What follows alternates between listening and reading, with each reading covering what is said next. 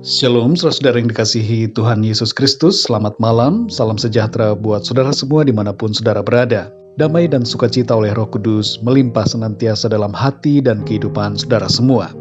Sebelum kita mendengarkan renungan firman Tuhan, mari sama-sama kita berdoa. Bapa kami yang di surga, Bapa yang baik, Bapa di dalam nama Tuhan Yesus Kristus, kami mengucap syukur untuk berkat perlindungan-Mu di sepanjang hari ini. Dari pagi, siang, sore hingga malam ini, kami menikmati kasih karunia dan segala kebaikan-Mu dalam hidup kami. Pada saat malam ini ya Tuhan, kami rindu untuk mendengarkan kebenaran firman-Mu. Urapilah setiap kami, berkati kami, jamah hati kami Tuhan, supaya kami dapat mengerti apa yang menjadi kehendak-Mu bagi setiap kami. Terima kasih Tuhan, dalam nama Tuhan Yesus Kristus kami berdoa. Haleluya, amin. Saudara yang dikasih Tuhan, nats Alkitab kita pada saat ini terdapat di dalam Lukas pasal 19 ayat 1-10.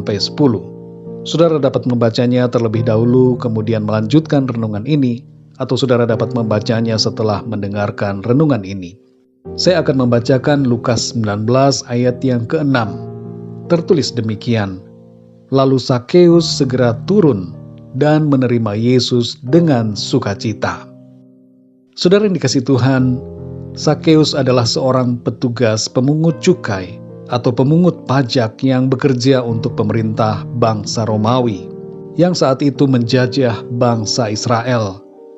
Itu sebabnya ia tidak disukai oleh para imam dan orang-orang Farisi serta oleh kebanyakan orang dari bangsa Israel, sebab pajak itu merupakan beban bagi mereka. Sakeus begitu penasaran dan ingin melihat Tuhan Yesus. Ia mendengar bahwa Tuhan Yesus sedang lewat melintasi kota Yeriko, dan ia berusaha untuk melihatnya. Namun karena badannya pendek, dan karena banyaknya orang yang mengerumuni Tuhan Yesus pada waktu itu, Sakeus tidak dapat melihat Tuhan. Tapi ia tidak kehilangan akal, saudara. Ia melihat di situ ada sebuah pohon ara, dan ia naik ke atasnya, sehingga pada akhirnya ia dapat melihat Tuhan Yesus. Ketika Tuhan Yesus sampai di bawah pohon ara itu, ia melihat ke atas dan berkata, "Sakeus, segeralah turun, sebab hari ini aku harus menumpang di rumahmu." Lalu Sakeus segera turun dan menerima Tuhan Yesus dengan sukacita. Perjumpaan Sakeus dengan Tuhan mengubahkan hidupnya 180 derajat. Ia menjadi pribadi yang bertobat dan hidup menuruti perintah Tuhan. Saudara yang dikasih Tuhan, kita lihat di sini bahwa perjumpaan dengan Tuhan Yesus membawa sukacita dalam hidup Sakeus. Demikian juga dengan kita, saudara. Perjumpaan dengan Tuhan Yesus membawa sukacita dalam hidup kita. Sukacita itu dikarenakan hal-hal yang sebagai berikut. Yang pertama, Tuhan mengenal nama dan diri kita. Seperti Tuhan mengenal nama Sakeus, Tuhan juga mengenal nama saudara dan saya. Ia tahu siapa kita. Dalam Mazmur 139 ayat 1-2 tertulis, "Tuhan, Engkau menyelidiki dan mengenal aku. Engkau mengetahui kalau aku duduk atau berdiri. Engkau mengerti pikiranku dari jauh." Saudara yang terkasih, orang-orang bisa saja tidak mengenal atau melupakan kita. Tapi Tuhan mengenal dan selalu mengingat kita. Itu menjadi sukacita bagi kita, saudara. Yang kedua, Tuhan mau menerima diri kita dan masuk dalam hidup kita. Sakeus, orang yang berdosa itu, dijauhi oleh orang-orang dari bangsa Israel. Tapi Tuhan mau masuk ke rumahnya. Hal ini menunjukkan kasih Tuhan yang begitu besar kepada orang-orang yang berdosa. Ia mau menyelamatkan kita, saudara. Ada harapan bagi kita, saudara, karena Kristus telah mati untuk kita, oleh sebab kasih-Nya kepada kita.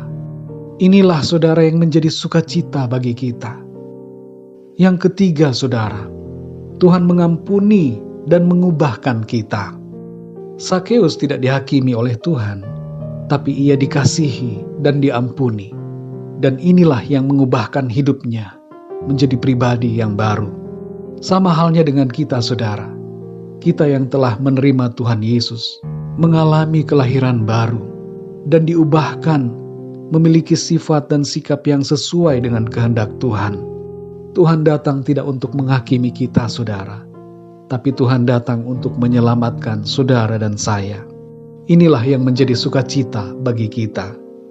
Saudara yang dikasihi Tuhan, satu hal yang mewarnai hidup orang-orang percaya adalah adanya sukacita karena Tuhan. Kalau hari-hari ini kita sudah kehilangan sukacita, mari kembali ingat, saudara, betapa berharganya kasih karunia dan keselamatan yang kita miliki di dalam Kristus. Ingatlah akan kasih-Nya, ingatlah akan pengorbanannya, ingatlah betapa luar biasa cinta kasih Tuhan kepada kita. Tidak ada yang lebih berharga daripada memiliki Tuhan dalam hidup kita. Itulah sukacita kita yang terbesar, saudara. Oleh karena itu, saudara, bersukacitalah selalu di dalam Kristus. Mari kita berdoa, saudara. Bapa kami yang di surga, Bapa, di dalam nama Tuhan Yesus Kristus, kami mengucap syukur untuk firman-Mu saat ini yang sudah kami dengar dan mengingatkan kami mengenai sukacita yang kami miliki di dalam Engkau. Seperti halnya Sakeus yang begitu bersukacita menerima Engkau, demikian juga halnya kami, Tuhan. Kami bersukacita oleh karena Engkau, Tuhan, mau masuk dalam hidup kami.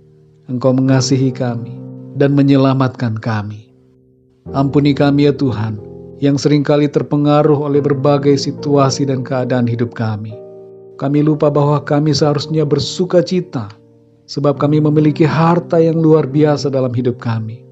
Engkau menyelamatkan kami, dan Engkau menganugerahkan kepada kami kehidupan yang kekal. Itulah yang menjadi sukacita bagi kami, Tuhan. Dan Engkaulah ya Tuhan, sumber sukacita yang sejati bagi kami. Terima kasih Tuhan, ingatkan kami selalu untuk senantiasa bersukacita, bersorak-sorai karena Tuhan. Kami tidak mau diikat dan dibelenggu oleh berbagai permasalahan yang kami alami. Kami mau ya Tuhan, memuji Engkau, bersyukur, memuliakan nama-Mu, dan bersukacita di dalam Engkau Tuhan. Terima kasih ya Tuhan, terpujilah nama-Mu. Pada malam hari ini kembali ya Tuhan, kami akan beristirahat. Lindungilah kami, berkati kami Tuhan. Berikan kami tidur yang nyenyak di malam hari ini, dan bangunkan kami kembali besok pagi dengan kekuatan yang baru, dan tubuh yang sehat diberkati Tuhan, untuk kami pakai memuliakan nama-Mu Tuhan. Kami berdoa untuk bangsa negara kami Indonesia. Berkatilah dan berikanlah keamanan, kedamaian dan kesejahteraan bagi bangsa kami. Lawatlah bangsa kami Tuhan, dan curahkanlah hujan keselamatan dan hujan pertobatan bagi bangsa kami, supaya setiap orang mengenal Engkau dan percaya kepadamu Tuhan Yesus.